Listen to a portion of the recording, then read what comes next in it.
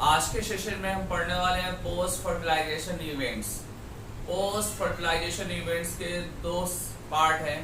First part है endosperm. Endosperm part में आप पढ़ेंगे कि एंडोस्पर्म का फॉर्मेशन कैसे हुआ।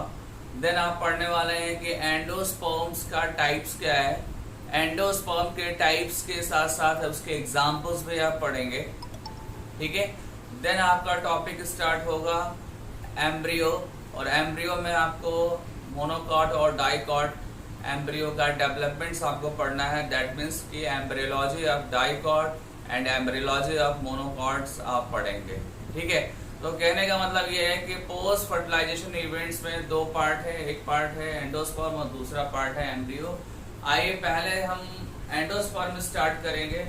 एंडोस्पर्म स्टार्ट करने से पहले आपको अपने प्रीवियस लेक्चर्स को याद करना होगा, प्रीवियस नोट्स को आपको देखना होगा। जो प्रीवियस आपका नोट्स था उसमें मैंने आपको एम्ब्रियोसाइट के स्ट्रक्चर्स के बारे में मैंने बताया था। एम्ब्रियोसाइट के स्ट्रक्चर्स और उसको आप बोल सकते हैं फीमेल गैमेटोफाइट। ये जो एम्ब्रियोसाइट है इसका डिटेल मैंने आपको एक लेक्चर दिया था, ठीक है, और उस लेक्चर नोट्स को आप देखेंगे, ठीक है। फिलहाल आप एक बार उसको पढ़ेंगे और पढ़ने के बाद से अभी जो मैं आपको वीडियो में बताने वाला हूँ उस वीडियो को आप उस लेक्चर को ध्यान देंगे, ठीक है। तो ये आपका क्या है, सबसे पहले ये जो डायग्राम दिख रहा है ये क्या है, एम्ब्रियोसाइट है।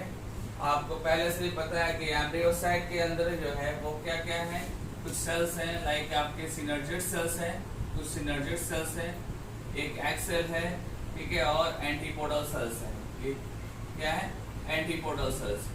जो आपका एग सेल्स और सिनर्जिड्स है वो किधर होगा, माइक्रोपाइलर एंड की तरफ होगा, और आपका एंटीपोडल जो सेल्स हैं वो होंगे चेलेजल एंड की तरफ। एग सेल्स का नंबर जो होता है वो सिंगल होता है, मैं यहाँ पे 1 लिख रहा हूँ। सिनर्जिड्स जो है ये नंबर 2 है, और एंटीपोडल जो है इनके नंबर जो है वो 3 है। मतलब कि एग सेल्स 1 मिलेगा आपको एम्ब्रियोसाइट के अंदर, सिनर्जिड्स आपको 2 मिलने वाले हैं, और एंटीपोडल आपको 3 मिलने वाले हैं।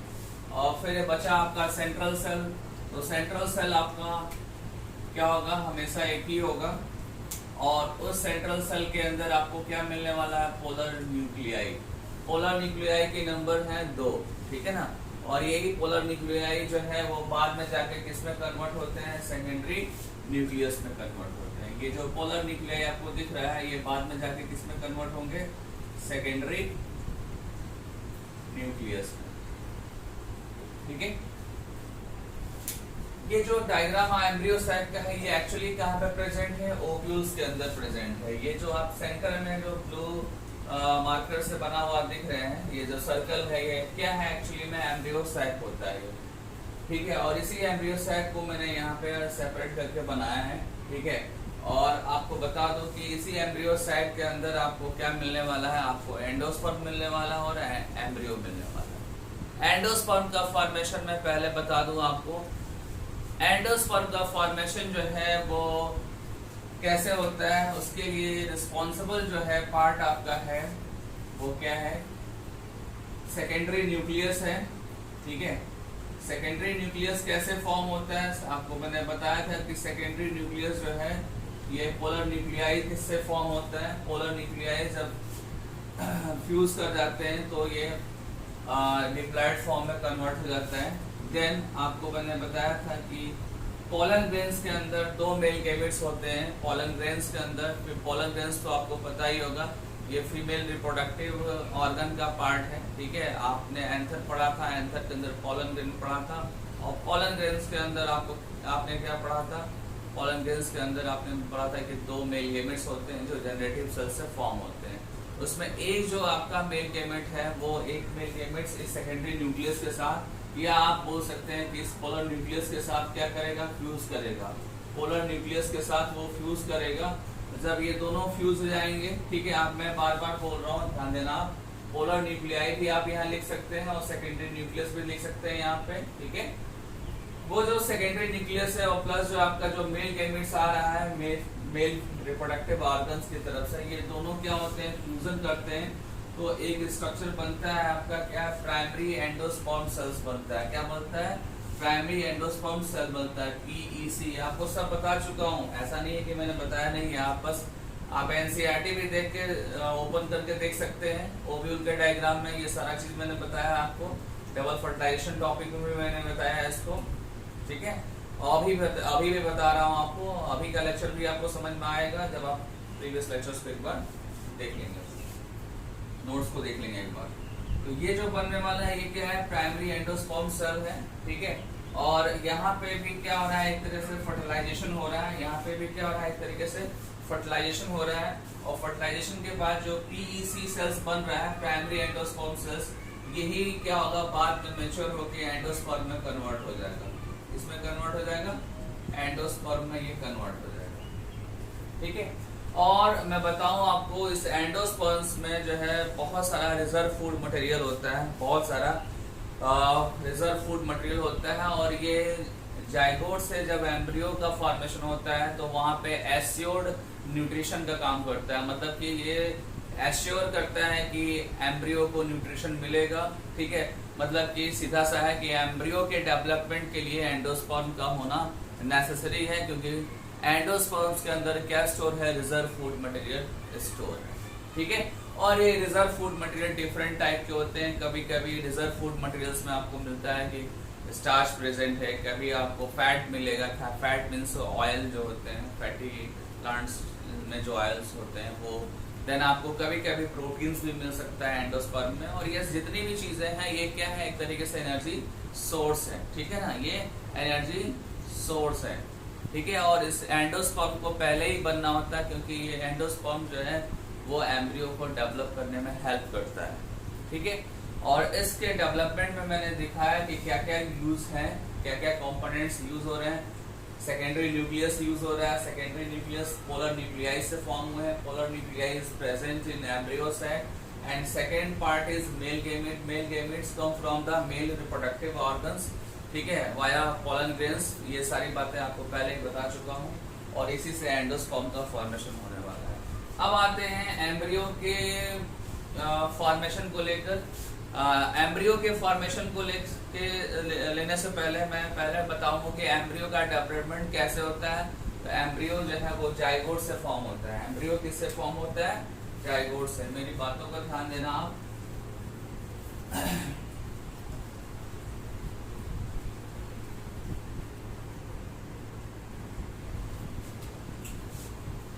ये आपको एक्स सेल्स तो दिख रहा होगा बोर्ड पे।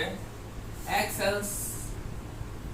सेल्स जो हैं ये दूसरे male gametes, second male gametes के साथ ये क्या करते हैं, सिनगेमी करते हैं। सिनगेमी फ्यूजन भी बोल सकते हैं, ठीक है। और इसको फर्टिलाइजेशन भी बोल सकते हैं आप। तो फर्टिलाइजेशन करके, और जब फर्टिलाइजेशन हो जाएगा तो फाइनली क्या बनने वाला है, आपका जाइगोट बनेगा। और यही जाइगोट जो होगा ये आगे जाकर क्या बनेगा, आगे जाकर आपका एम्ब्रियो का फॉर्मेशन करेगा। एक चीज और है कि जाइगोट जो है जब फॉर्म होता है तो उसका क्रोमोसोमल लेवल जो होता है वो डिप्लॉयड होता है। और जब एंडोस्पर्म का फॉर्मेशन होता है, अभी जस्ट मैंने आपको एंडोस्पर्म के बारे में बताया कि एंडोस्पर्म जब फॉर्म होता है तो यूजुअली वो क्या होता है, क्या उसका क्रोमोसोमल लेवल होता है, ट्रिप्लॉयड फॉर्म में होता है। जो एंडोस्पर्म का क्रोमोसोमल लेवल है वो क्या है, ट्रिप्लॉयड फॉर्म में है। ऐसा इसलिए है क्योंकि पोलर न्यूक्लियाई में जो है दो क्रोमोसोम्स हैं, दो सेट ऑफ क्रोमोसोम्स हैं। आप ऐसे भी बोल सकते हैं कि सेकेंडरी न्यूक्लियस में भी दो सेट ऑफ क्रोमोसोम्स हैं और एक सेट आपका मेल गेमेट से आ रहा है। तो ये तीनों जब सेट इन्वॉल्व होंगे तो आप बोलेंगे कि एंडोस्पर्म जो फॉर्म हो रहा है वो ट्रिप्लॉयड फॉर्म में है। ये लर्न कर लीजिएगा। यूजुअली ट्रिप्लॉयड फॉर्म में ही एंडोस्पर्म होगा। समटाइम्स जो है कुछ ऐसे एग्जांपल्स हैं, कुछ रेयर एग्जांपल्स हैं जहाँ पे एंडोस्पर्म ट्रिप्लॉयड फॉर्म में होगा, लेकिन उसका जिक्र, उसका डिस्कशन एनसीईआरटी में नहीं है, ना ही नीट के एग्जाम में आ रहा है और ना ही और किसी एग्जाम में आ रहा है। तो सो दैट हम रेयर को छोड़ देंगे और यहाँ पे स्ट्रेट फॉरवर्ड हम क्या रटने वाले हैं, हम रटने वाले हैं एंडोस्पर्म जो है वो ट्रिप्लॉयड फॉर्म में होगा, ठीक है। और यही एंडोस्पर्म जो है एम्ब्रियो के डेवलपमेंट के लिए एश्योर्ड न्यूट्रिएंट्स देता है, एश्योर्ड न्यूट्रिएंट्स देगा और तभी एम्ब्रियो का डेवलपमेंट होगा, ठीक है। तो ये बातें आपको समझ में आ गई होंगी आई थिंक, ठीक है।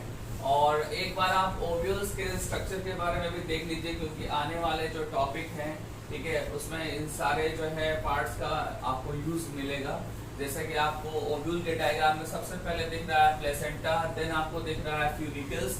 आपको मैंने बताया था, एक बार आप जरूर देखिए ओव्यूल का डिस्कशन एनसीईआरटी में और मेरे नोट्स में। ओव्यूल के साथ जो प्लेसेंटा है और प्लेसेंटा के एडजेसेंट जो है फ्यूनिकल्स है, वो फ्यूनिकल्स क्या है, एक स्टॉल्क है। क्या है वो? फ्यूनिकल्स एक स्टॉल्क है, और फ्यूनिकल्स जो है वो क्या कर रहा है, वो प्लेसेंटा को ओव्यूल से कनेक्ट करने का काम कर रहा है। प्लेसेंटा को ओव्यूल से कनेक्ट करने का काम कर रहा है वो, ठीक है। अब इसके बाद आपको बता दूं हीलम। हीलम जो है वो एक्चुअली में कहाँ पे है, वो फ्यूनिकल्स और ओव्यूल्स के बीच में है। कहाँ है? फ्यूनिकल्स और ओव्यूल्स के बीच में। और ये एक रीजन है, एक एरिया है, ठीक है। एनसीईआरटी जब आप पढ़ेंगे तो इसको एक एरिया, एक रीजन बताया गया, और इसको क्या बताया गया, स्टॉल्क बताया गया, ठीक है। अच्छे से देखिएगा, इस पर मैंने काफी आपको फोकस करके इस टॉपिक को बताया था, क्योंकि आते हैं ये नीट के एग्जाम में, एमसीक्यू में आता है, ठीक है, कि कौन स्टॉल्क की तरह वहाँ पे प्रेजेंट है और कौन जो है एक एरिया या रीजन है, ठीक है, और कौन किसको कनेक्ट करता है। तो मैं फिर से बता दूं आपको, जो आपका स्टॉल्क है दैट मीन्स फ्यूनिकल्स है, वो ओव्यूल और प्लेसेंटा के बीच है, ठीक है। और जो आपका हीलम है वो ओव्यूल और फ्यूनिकल्स के बीच में है। कहाँ पे है? ओव्यूल और फ्यूनिकल्स के बीच में है, ये ध्यान दीजिएगा। फिर आपको मिल रहा है ये आपका नीचे का जो पार्ट है, जिसमें आपको पहले तो आप डिसाइड कर लेंगे कि एंड क्या है। तो आपको सबसे ऊपर दिख रहा है माइक्रोपाइलर एंड। माइक्रोपाइलर एंड्स को कैसे आप फाइंड आउट करते हैं? माइक्रोपाइलर एंड में आपको पता होता है कि वहाँ पे इंट्यूगमेंट्स की लेयर नहीं होती है, ठीक है। जब भी आपको इंट्यूगमेंट्स की लेयर नहीं दिखेगी तो उसको आप क्या मानेंगे? माइक्रोपाइलर एंड मानेंगे। और जब आपको इंट्यूगमेंट्स की लेयर मिलेगी तो वो एंड जो होगा वो कौन सा होगा? चेलेजल एंड होगा। क्या होगा? चेलेजल एंड होगा। आप डायग्राम को बनाते रहिए।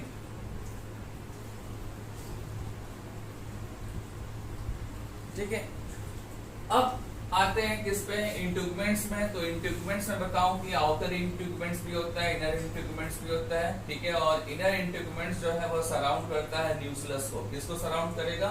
न्यूक्लियस को।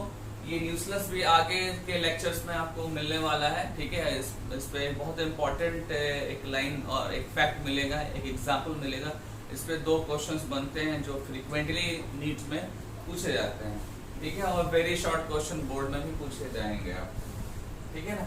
अच्छा, आपको बता दूं कि ये जो डायग्राम आप दोनों देख रहे हैं, आप ये दोनों डायग्राम आपको बोर्ड के एग्जाम में मिलेंगे। आप बोर्ड के एग्जाम में आपको शॉर्ट क्वेश्चंस में मिल जाएंगे, ठीक है। 2 मार्क्स 3 मार्क्स में भी आपको मिल जाएंगे, इसलिए आपको ध्यान देना है। इन दोनों डायग्राम को समझाने के बाद आपको थोड़ा सा एक बार और फ्लैशबैक करता हूँ। जब आप एंडोस्पर्म में मेल गेमेट का फ्यूजन देख रहे हैं, और जब आप जाइगोट के फॉर्मेशन में जब मेल गेमेट्स का यूज देख रहे हैं या फ्यूजन देख रहे हैं, इन दोनों जगह पे क्या हो रहा है? एक तरीके से फर्टिलाइजेशन हो रहा है। क्या हो रहा है? फर्टिलाइजेशन हो रहा है। तो इन दोनों को हम एक साथ क्या बोलते हैं? डबल फर्टिलाइजेशन बोलते हैं। क्या बोलते हैं?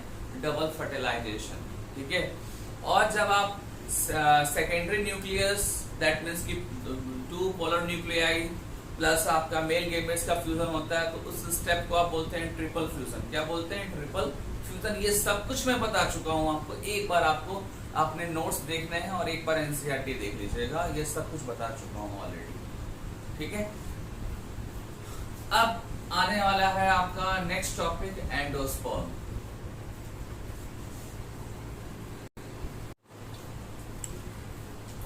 एंडोस्पर्म स्टार्ट करने वाले थे, बट एंडोस्पर्म से भी पहले जो है एक और भी आपका बहुत important MCQ point of view से as well as board point of view से इम्पोर्टेंट जो है टॉपिक ही है। वो टॉपिक क्या एक्चुअली है? वो टॉपिक ये है कि जब भी आपका फर्टिलाइजेशन हो जाता है, ठीक है, जब भी आपका सेक्सुअल रिप्रोडक्शन हो जाता है एंजियोस्पर्मिक प्लांट्स में, तो कौन कौन से पार्ट बाद में फर्टिलाइजेशन के बाद किसमें कन्वर्ट होंगे? कहने का मतलब ये है कि जो आपके फ्लावरिंग प्लांट्स के जो फ्लावर्स है, फ्लावर्स के जो रिप्रोडक्टिव ऑर्गन्स है, रिप्रोडक्टिव ऑर्गन्स में जो भी पार्ट्स आपको अभी डिस्कस किया था मैंने एम्ब्रियो, सैक और आपके ओव्यूल्स के डायग्राम में, वो जो पार्ट है वो फर्टिलाइजेशन के बाद वो किस में चेंज हो जाते हैं? उसकी एक पूरी लिस्ट मैंने आपके सामने बना रखी है, ठीक है। और उस लिस्ट में आप देखिए कि ओवरी जो है वो आफ्टर फर्टिलाइजेशन किस में कन्वर्ट हो रहा है, ओवरी कन्वर्ट हो रहा है फ्रूट्स में, ठीक है। ओव्यूल कन्वर्ट हो रहा है सीड में। इस सब पे क्वेश्चंस आए हुए एमसीक्यू। ओवरी वॉल कन्वर्ट हो रहा है फ्रूट वॉल और पेरिकार्प में, ठीक है। इंट्यूगमेंट्स, अभी जस्ट आपने डायग्राम में देखा क्या इंट्यूगमेंट्स, और इंट्यूगमेंट्स में भी आपका क्या है आउटर और इनर इंट्यूगमेंट्स, ठीक है। दोनों जो है इंट्यूगमेंट्स के लेयर हैं। जो आउटर इंट्यूगमेंट्स है वो आउटर सीड कोट बनाएगा जिसको हम टेस्टा भी बोलते हैं।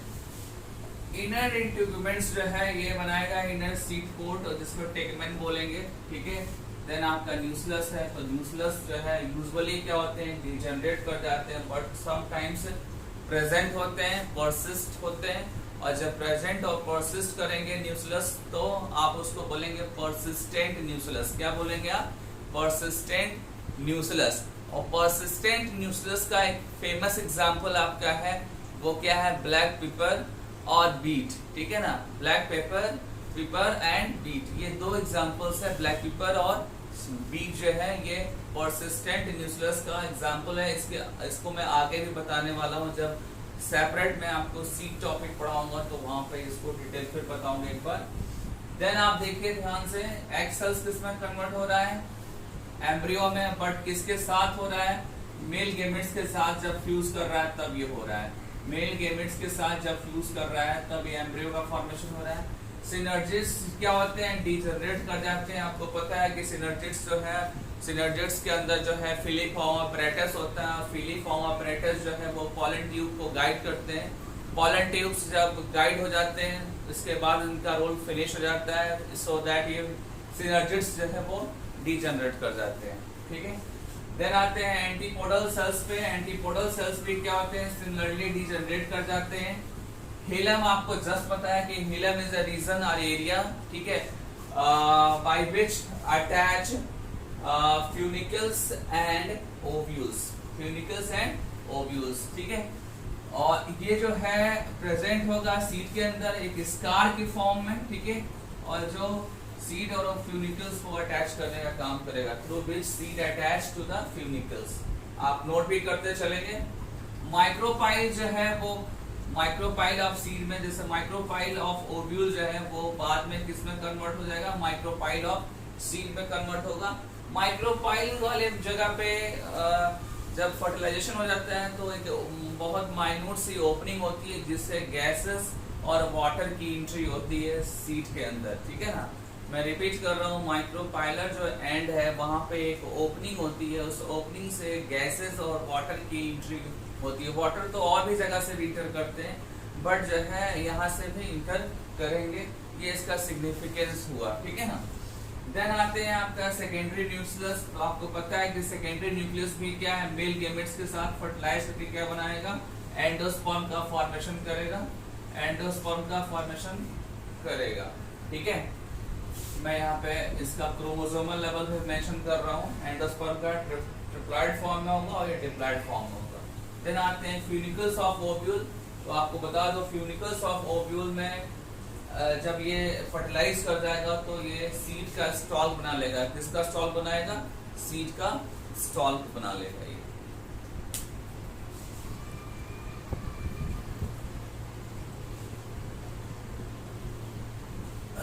अभी आपने फर्टिलाइजेशन से पहले और फर्टिलाइजेशन के बाद होने वाले चेंज जो है ओव्यूल और ओवरी के अंदर देखा आपने और उसको आपने नोट भी किया, ठीक है। अभी जो आने वाला है टॉपिक आपका क्या है? एंडोस्पर्म है, ठीक है। और एंडोस्पर्म ही आपका पोस्ट फर्टिलाइजेशन का फर्स्ट टॉपिक है। और एंडोस्पर्म कैसे बनता है मैंने आपको बताया, ठीक है। एक बार आपको फिर से बोल दे रहा हूँ कि एंडोस्पर्म जो है वो एम्ब्रियो साइट के जो दो पोलर न्यूक्लियाई होते हैं और साथ में जो मेल गेमेट्स जो पोलन ग्रेन्स के अंदर होते हैं उसमें से एक जो है जब आकर पोलर न्यूक्लियाई के साथ फ्यूज करता है देन आपका एंडोस्पर्म का फॉर्मेशन होगा, ठीक है।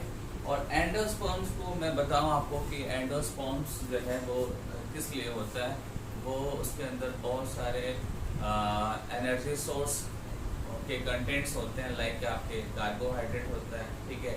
मोस्टली केसेस में आपको कार्बोहाइड्रेट मिलेगा, देन आपको ऑयली भी आपको एंडोस्पर्म मिल सकता है, देन आपको प्रोटीनियस एंडोस्पर्म भी मिल सकता है, ठीक है। ऐसे बहुत सारे एंडोस्पर्म्स आपको मिल सकते हैं, ठीक है। आपके सामने मैंने मेंशन भी किया है नेचर के बिहाफ पे एंडोस्पर्म को क्लासिफाई किया है, जैसे कि starchy endosperm, proteinaceous endosperm, oily endosperm और स्टोन वाले एंडोस्पर्म्स, ठीक है। जो स्टार्ची एंडोस्पर्म होंगे उसमें एग्जांपल आपका क्या होगा, व्हीट एंड राइस, ठीक है। प्रोटीनियस में एग्जांपल जाएगा आपका मेज, ठीक है। ऑयली में जाएगा कैस्टर सीड्स, आलमंड्स भी आप इसमें मेंशन कर सकते हैं। स्टोन में आपका जाएगा सारे जो नट्स होते हैं वो, उसके अंदर जो है स्टोन वाले एंडोस्पर्म्स होते हैं, ठीक है। और ये भी मैं बताऊं कि कभी कभी क्या होता है एंडोस्पर्म एब्सेंट होता है, कुछ केसेस में एंडोस्पर्म एब्सेंट भी होते हैं, उनका एग्जांपल यहाँ पे मैंने लिख रखा है। और कुछ केसेस में क्या होते हैं कि क्रोमोसोमल नंबर ऑफ एंडोस्पर्म भी चेंज होता है, ट्रिप्लॉइड की जगह क्या होता है डिप्लॉइड होता है, ये ध्यान देना होगा आपको। डिप्लॉइड फॉर्म में भी एंडोस्पर्म होते हैं, उसका एग्जांपल जो मैंने यहाँ पे मेंशन कर रखा है। ये जो दोनों पॉइंट्स है, ये दोनों पॉइंट्स अब नहीं आते हैं, बट मैंने आपको रफली बता दिया कि ऐसे भी केसेस होते हैं। आप एग्जांपल अगर लर्न करना होगा तो कर लीजिएगा, अदरवाइज छोड़ दीजिएगा, कोई इसमें प्रॉब्लम वाली बात नहीं है, क्योंकि अब ये टॉपिक्स नहीं आते हैं। देन आपका आता है टाइप ऑफ एंडोस्पर्म, ठीक है। टाइप ऑफ एंडोस्पर्म में आपको बता दूं सबसे पहले जो आपका एंडोस्पर्म है वो है फ्री न्यूक्लियर एंडोस्पर्म। सेकेंड आपका क्या है, सेलुलर न्यूक्लियर एंडोस्पर्म। थर्ड आपका क्या है, हिलोबियल एंडोस्पर्म, ठीक है। हिलोबियल का एक सेकेंड नेम है, वो क्या है, इंटरमीडिएट, वो क्या है, इंटरमीडिएट, ठीक है। इंटरमीडिएट एंडोस्पर्म भी बोल सकते हैं। इंटरमीडिएट का मतलब आप समझ गए होंगे कि ऊपर के दोनों का एक बीच का कंडीशन, ऊपर वाले जो दोनों जो एंडोस्पर्म है फ्री न्यूक्लियर और सेलुलर न्यूक्लियर एंडोस्पर्म, इन दोनों के बीच का जो कंडीशन होगा वो होगा आपका हिलोबियल और इंटरमीडिएट एंडोस्पर्म, ठीक है। जो भी ये टाइप्स आपके एंडोस्पर्म्स के हैं, ये एंडोस्पर्म्स के टाइप्स के अकॉर्डिंग मैंने एग्जांपल लिखा है, जैसे कि आपका कोकोनट है, कॉटन है, मेज प्लांट है और एरिका है। एरिका सुपारी को बोलते हैं, ठीक है। देन आपका फ्री न्यूक्लियर के बाद सेलुलर न्यूक्लियर एंडोस्पर्म आपका क्या है, पिपीनिया है, धतूरा है और एडोक्सा है, ठीक है। ये एग्जांपल अच्छे से लर्न करना होगा क्योंकि इस पे एमसीक्यू बनते हैं। देन आपका आता है हिलोबियल। हिलोबियल जो होते हैं वो कॉमनली जो है मोनोकॉट्स में रिपोर्टेड है, मोनोकॉट्स में रिपोर्टेड है। तो अब हम थोड़ा सा डिस्कस करते हैं कि ये फ्री न्यूक्लियर एंडोस्पर्म कैसे फॉर्म होता है, सेलुलर कैसे फॉर्म होता है और इंटरमीडिएट और हिलोबियल एंडोस्पर्म कैसे फॉर्म होते हैं, ठीक है। और इस टॉपिक को पढ़ने के लिए आपको थोड़ा सा नॉलेज होना चाहिए, किसका, थोड़ा सा नॉलेज होना चाहिए आपको साइटोलॉजी का। वो भी साइटोलॉजी मैंने आपको सेल साइकिल और सेल डिवीजन टॉपिक बताया था, तो उस टॉपिक का नॉलेज होना जरूरी है। और अगर आपको कुछ याद आ रहा होगा तो हेल्प मिलेगा इस लेक्चर में आपको। वैसे मैं एक ओवरव्यू के फॉर्म में बता दूं कि जब भी आप कहीं पे भी डिविजन्स पढ़ते हैं, लाइक माइटोसिस या मियोसिस, इन दोनों जगह में से कहीं पे भी अगर आप डिविजन्स पढ़ते हैं तो आपको मिलता है कि न्यूक्लियस का भी डिवीजन पहले होगा, ठीक है। न्यूक्लियस का पहले डिवीजन होगा और देन डिवीजन होगा किसका, साइटोप्लाज्म का डिवीजन होगा। न्यूक्लियस के डिवीजन को आप बोलते हैं कैरियोकाइनेसिस, ओके। और देन उसके बाद साइटोप्लाज्म का डिवीजन होता है, ठीक है, जिसको बोलते हैं साइटोकाइनेसिस। आपने स्टेटमेंट आपने पढ़ा होगा कि साइटोकाइनेसिस फॉलोड कैरियोकाइनेसिस, ठीक है, फॉलोड कैरियोकाइनेसिस, मतलब कि कैरियोकाइनेसिस जो होगा उसके बाद जो होगा आपका साइटोकाइनेसिस होगा। और कैरियोकाइनेसिस में न्यूक्लियस का डिवीजन होता है और साइटोकाइनेसिस में साइटोप्लाज्म का डिवीजन होता है, ठीक है। ऐसा जब आप पढ़ेंगे तो उसी से आपको न्यूक्लियर फ्री न्यूक्लियर एंडोस्पर्म का हेल्प मिलने वाला है। फ्री न्यूक्लियर कैसे समझेंगे आपको उसमें हेल्प करेगा साइटोकाइनेसिस और कैरियोकाइनेसिस के टॉपिक्स, ठीक है। तो 2 सेकंड आप रुकिए।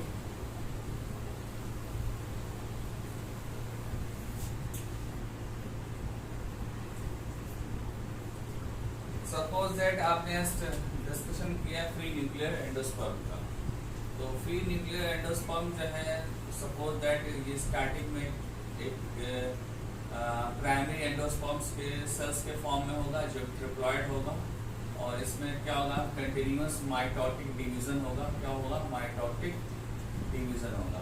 बट माइटोटिक डिवीजन होने के टाइम पे क्या होगा, ठीक है, बहुत कई बार, ठीक है, क्या होने वाला है, कैरियोकाइनेसिस। कैरियोकाइनेसिस मेनी टाइम्स होगा, यहाँ मैं लिखता हूँ मेनी टाइम्स होगा, ठीक है। बट एक चीज इसमें ध्यान देने वाला है कि साइटोकाइनेसिस नहीं होगा, साइटोकाइनेसिस यहाँ पे नहीं होगा, ठीक है। मैं यहाँ कट कर रहा हूँ, इसका मतलब कि साइटोकाइनेसिस नहीं होगा, ओनली क्या होगा, कैरियोकाइनेसिस होगा, वो भी मेनी टाइम्स होगा, ठीक है। और अगर ऐसा हुआ कि सिर्फ क्या होगा, कैरियोकाइनेसिस होगा और साइटोकाइनेसिस नहीं होगा, तो आपको कुछ टाइम के बाद आपको क्या दिखने वाला है कि एक ही सेल्स के अंदर आपको बहुत सारे न्यूक्लियस दिखने वाले हैं, एक ही सेल्स के अंदर आपको बहुत सारे न्यूक्लियस दिखने वाले हैं। यहाँ मैं ये भी मेंशन कर दूं कि कैरियोकाइनेसिस का मतलब क्या होता है। कैरियोकाइनेसिस का मतलब होता है डिवीजन ऑफ न्यूक्लियस, ठीक है। और साइटोकाइनेसिस का मीनिंग जो होगा वो क्या होगा, आपका डिवीजन ऑफ साइटोप्लाज्म,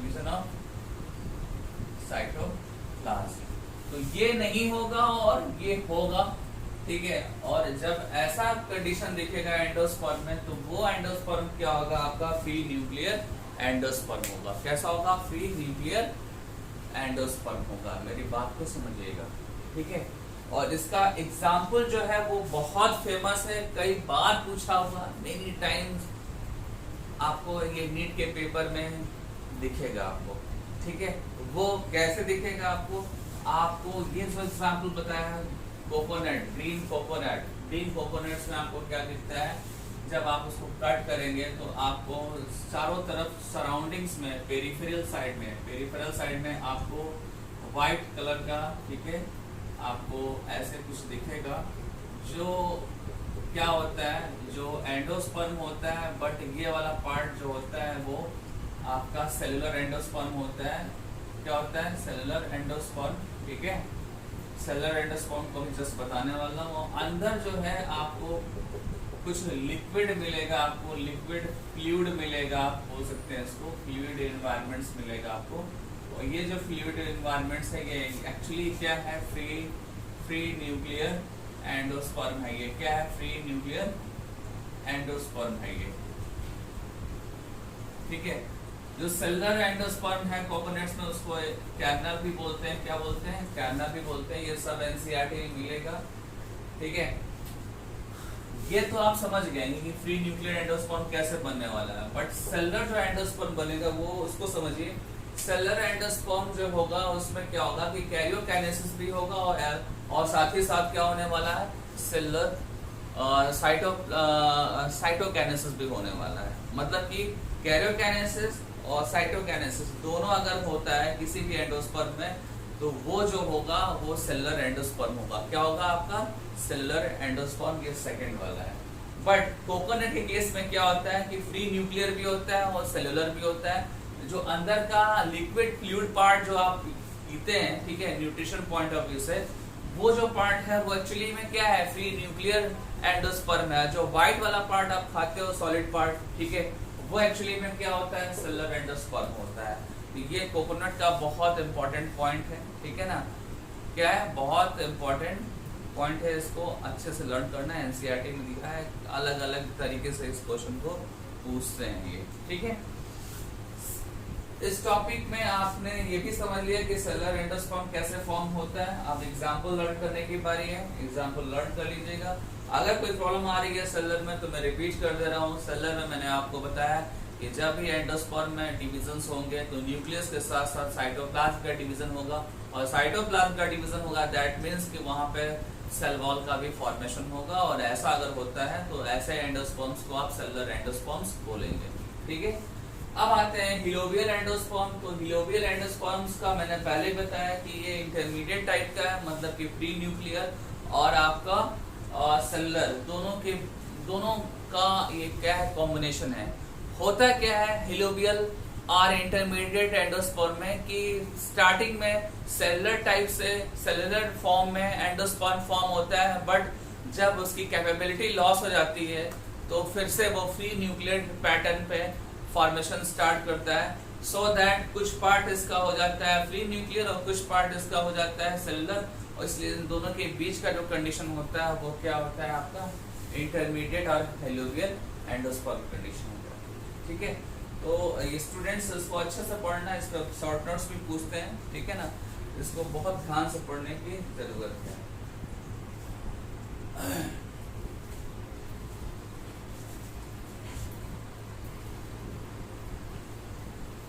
अब आते हैं कि जब मैच्योर सीड फॉर्म हो जाता है तो मैच्योर सीड्स के अंदर जो है एंडोस्पर्म्स कभी कभी आपको ऐसा भी मिलेगा कि एंडोस्पर्म पूरी तरीके से एब्सेंट आपको मिलेगा, और कभी कभी क्या होगा एंडोस्पर्म प्रेजेंट होगा। ऐसा इसलिए क्योंकि जब भी एम्ब्रियोनिक डेवलपमेंट होता है, मेरी बात को ध्यान देना, आपको पता है कि जाइगोट के बाद एम्ब्रियो का फॉर्मेशन होता है, और एम्ब्रियो का जब फॉर्मेशन होगा तो बहुत बार डिविजन्स होंगे, सेल डिवाइड करेंगे, ठीक है, डिफरेंशिएट करेंगे, और देन एक इंडिविजुअल बॉडी का फॉर्मेशन होगा। तो इस डिवीजन में, इस एम्ब्रियोनिक डेवलपमेंट्स में जो न्यूट्रिशन है वो कौन दे रहा है, एंडोस्पर्म दे रहा है। और एंडोस्पर्म कभी कभी ऐसा भी होता है कि न्यूट्रिशन प्रोवाइड करते करते एकदम से वो अपने आप को ख़त्म कर लेता है, मतलब कि वो अपना न्यूट्रिशन कम्प्लीटली दे देगा वो, ठीक है। और कभी कभी ऐसा होता है कि कुछ देगा और कुछ कंटेन करेगा, ये दो केसेस होते हैं। उन्हीं दो केसेस को यहाँ पे मैंने यहाँ पे क्लासिफाई कर दिया है। फर्स्ट जो केस है वो क्या है, नॉन एल्बुमिनस सीड है, ठीक है। इसमें क्या होता है कि पूरी तरीके से एंडोस्पर्म यूटिलाइज हो जाता है। और सेकेंड जो है आपका क्या है, एल्बुमिनस सीड है, इसमें जो है आपका एंडोस्पर्म परसिस्ट करता है, प्रेजेंट करता है। नॉन एल्बुमिनस सीड का जो एग्जांपल है पी, ग्राउंडनट, बीन्स, ठीक है।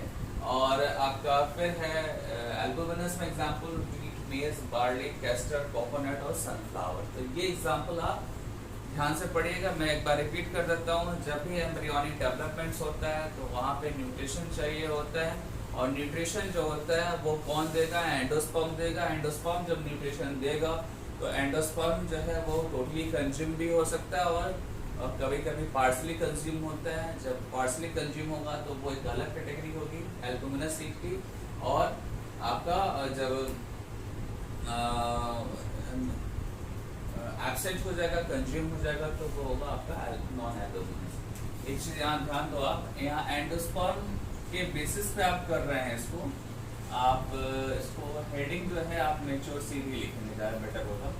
मैच्योर सीड को आप एंडोस्पर्म के बिहाफ पे, एंडोस्पर्म के प्रेजेंस के बिहाफ पे आप इसको क्लासिफाई करें। ठीक है स्टूडेंट्स, तो आज का लेक्चर यहीं पे मैं स्टॉप कर रहा हूँ, ठीक है। आने वाले लेक्चर्स में आपको बताने वाला हूँ एम्ब्रियोनिक डेवलपमेंट डाइकॉट का, मोनोकॉट का, ठीक है।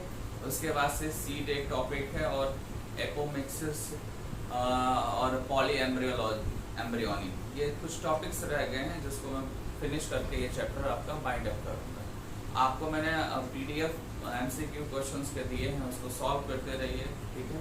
सॉल्व करेंगे तो टॉपिक तभी समझ में आएगा, उसका जो है यूटिलिटी समझ में आएगा, ठीक है ना, टॉपिक का। Okay, thank you.